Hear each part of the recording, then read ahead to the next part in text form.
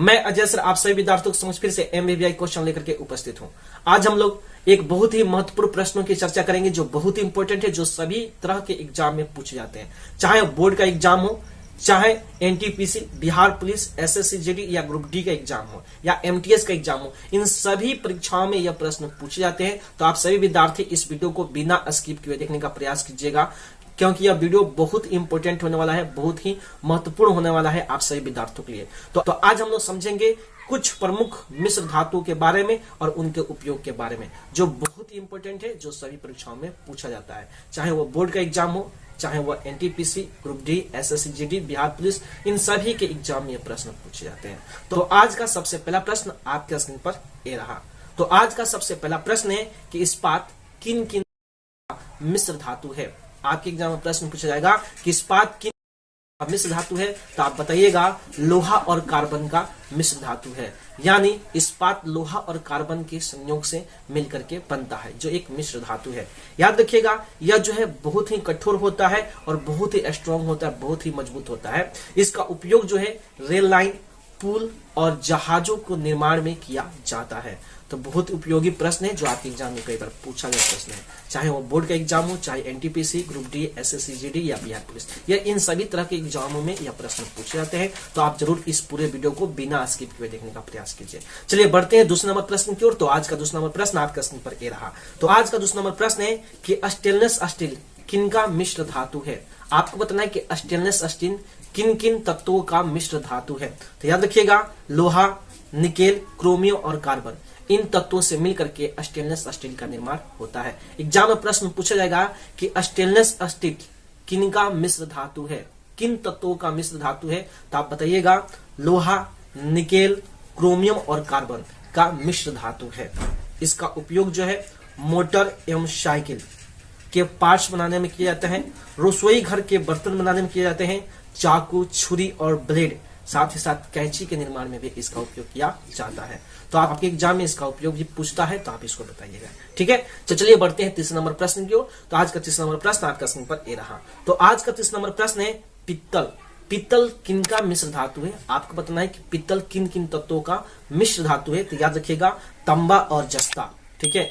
तांबा और जस्ता का मिश्र धातु जो है पित्तल है, ठीक है। कॉपर और जिंक का मिश्र धातु जो है पित्तल है, ठीक है। यह बहुत मजबूत होता है, आघातवर्धन एवं तन्यता की इसमें गुण होती है, और इसका उपयोग जो है खाना पकाने के बर्तन में किया जाता है, मूर्ति के निर्माण में किया जाता है और वाद्य यंत्र के निर्माण में भी किया जाता है। तो आशा करते हैं कि आपको ये सभी बातें समझ में आ रही है। अगर आपको लगता है कि ये सभी प्रश्न इंपॉर्टेंट है और आपके एग्जाम के लिए उपयोगी है, तो जरूर आप मेरे चैनल को सब्सक्राइब कीजिएगा, वीडियो को लाइक कीजिएगा, साथ ही साथ इस वीडियो को शेयर कीजिएगा और बेल आइकन जरूर दबाइए, ताकि इस तरह के एमबीबीआई क्वेश्चन आपका स्क्रीन पर सबसे पहले मिले और आप अपने एग्जाम की बेहतर से बेहतर तैयारी कर सके। चलिए बढ़ते हैं चौथे नंबर प्रश्न की ओर। तो आज का चौथा नंबर प्रश्न आपका स्क्रीन पर ये रहा। तो आज का चौथा नंबर प्रश्न है मैग्नीशियम किन किन तत्वों का मिश्र धातु है। आपको बताना है कि मैग्नीशियम किन किन तत्वों का मिश्र धातु है। तो इसका आंसर होगा एल्युमिनियम और मैग्नीशियम का मिश्र धातु है। समझ में आ गया। प्रश्न पूछा जाएगा कि मैग्नीशियम किन किन तत्वों का मिश्र धातु है। तो इसका आंसर होगा एल्युमिनियम और मैग्नीशियम, ठीक है। इन दोनों तत्वों के संयोग से मैग्नीशियम मिश्र धातु का निर्माण होता है। यह बहुत ही मजबूत होता है और हल्का होता है, इसलिए इसका उपयोग जो है हल्के औजार, तराजू, मशीन के पार्ट पुर्जे बनाने में किए जाते हैं। समझ में आ गया। तो बहुत इंपॉर्टेंट प्रश्न है। चलिए बढ़ते हैं पांचों नंबर प्रश्न की ओर। तो आज का पांचों नंबर प्रश्न आपका स्क्रीन पर ये रहा। तो आज का पांचों नंबर प्रश्न है ड्यूरेलुमिन। प्रश्न ध्यान से सुनिएगा। प्रश्न है ड्यूरेलुमिन किन किन तत्वों का मिश्र धातु है। आपको बताना है कि ड्यूरेलुमिन किन किन तत्वों का मिश्र धातु है। तो याद रखिएगा, इसका आंसर होगा एल्युमिनियम, तांबा, मैग्नीशियम और मैग्नीज। समझ में आ गया। इसका आंसर होगा एल्युमिनियम, तांबा, मैग्नीशियम और मैग्नीज तत्वों का मिश्र धातु है। समझ में आ गया। प्रश्न पूछा जाएगा कि ड्यूरेलुमिन किन किन तत्वों का मिश्र धातु है। तो आप बताइएगा एल्युमिनियम, तांबा, मैग्नीशियम और मैग्नीज, इन सभी तत्वों का मिश्र धातु जो है ड्यूरेलुमिन है। याद रखिएगा, यह बहुत मजबूत होता है, साथ ही साथ यह हल्का होता है, यह कठोर होता है। इसलिए इसका उपयोग जो है वायुयान का ढांचा बनाने में किया जाता है, प्रेशर कुकर बनाने में किया जाता है और हल्के औजार और रसोई घर के बर्तन बनाने में इसका इस्तेमाल किया जाता है। तो आशा करते हैं कि आपको ये सभी बातें समझ में आ रही है। अगर आपको लगता है कि सभी प्रश्न इंपॉर्टेंट है तो जरूर आप मेरे चैनल को सब्सक्राइब कीजिएगा। चलिए बढ़ते हैं 6ठे नंबर प्रश्न की ओर। तो आज का 6ठा नंबर प्रश्न आपका स्क्रीन पर ये रहा। तो आज का 6ठा नंबर प्रश्न है, एल्युमिनियम ब्रांज किन किन तत्वों का मिश्र धातु है। प्रश्न फिर से पढ़ देते हैं। प्रश्न है, एल्युमिनियम ब्रांज किन किन तत्वों का मिश्र धातु है। तो इसका आंसर होगा एल्युमिनियम और तांबा। ठीक है, इसका आंसर होगा एल्युमिनियम और तांबा का मिश्र धातु जो है एल्युमिनियम ब्रांज है। समझ में आ गया। प्रश्न पूछा जाएगा कि एल्युमिनियम ब्रांज किन किन तत्वों का मिश्र धातु है। तो इसका आंसर होगा एल्युमिनियम और तांबा। एल्युमिनियम और तांबा के संगठन से जो है, संयोग से जो है एल्युमिनियम ब्रांज मिश्र धातु का निर्माण होता है। तो आशा करते हैं कि आपको ये बातें समझ में आ गई। यह जो है इसका जो गुण होता है यह बहुत मजबूत होता है और काफी कठोर होता है और हल्का भी होता है। इसलिए इसका उपयोग जो है बर्तन एवं सिक्के बनाने में किए जाते हैं। समझ में आ गया। इसलिए इसका उपयोग क्या किया जाता है, बर्तन एवं सिक्के बनाने में किया जाता है। चलिए तो बढ़ते हैं अगले नंबर प्रश्न की ओर, अर्थात 7वां नंबर प्रश्न की ओर। तो आज का 7वां नंबर प्रश्न आपका स्क्रीन पर ये रहा। तो आज का 7वां नंबर प्रश्न है कांसा।